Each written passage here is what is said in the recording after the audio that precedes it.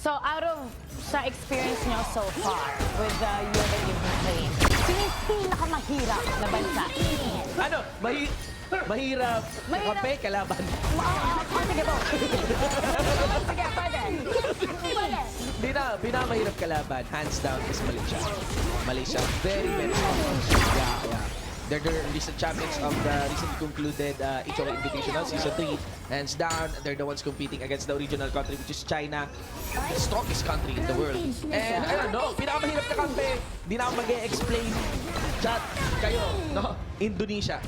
Indonesia sa Akala ko akin. Indonesia would be the best. So, hindi ganun in this case. Explain it ba? Pero ang daming Indonesian players. Oo, ang dami nila. Tapos kapag nakakampi mo sila, kunyari, mag-isa kang Pilipino, tapos apat sila, next game na. Huwag mo na patagalin.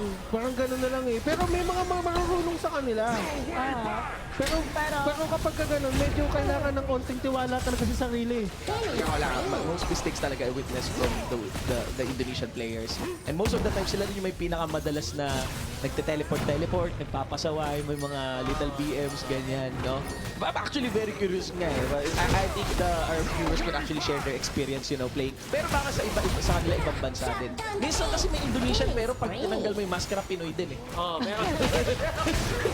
Pwede naman let us know kung sino nga ba anong bansa ang favorite niyong makasama. And ang point dito to make sure na mas maraming tayong makikita ng Philippine flag. Mag-download kayo, maglaro kayo, represent Philippines and let us know kung gaano ka galing ang ating mga Pinoy players. To share sa'yo, Mara, so sorry the most pinakamaraming binago ang flag na bansa, Pilipinas. Hands down. Magugulat ka na lang, Japanese flag, US, Pero Europe, Pinoy. nagtatagalog.